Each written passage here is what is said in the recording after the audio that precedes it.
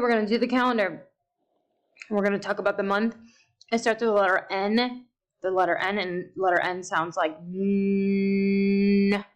And it is called November. It's November 2020. And we're going to count to this yellow day right here. Here we go.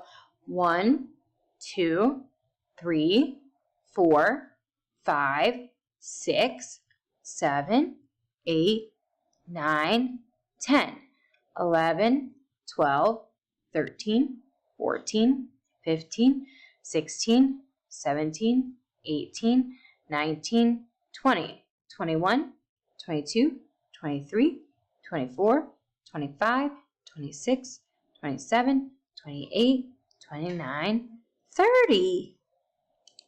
Say, where is number 30? Where is number 30? Where is number 30? We have found number 30. We need to do the days of the week. Sunday, Monday, Tuesday, Wednesday, Thursday, Friday, Saturday. Sunday, Monday, Tuesday, Wednesday, Thursday, Friday, Saturday. Let's do our week. Sunday, Monday. It's Monday.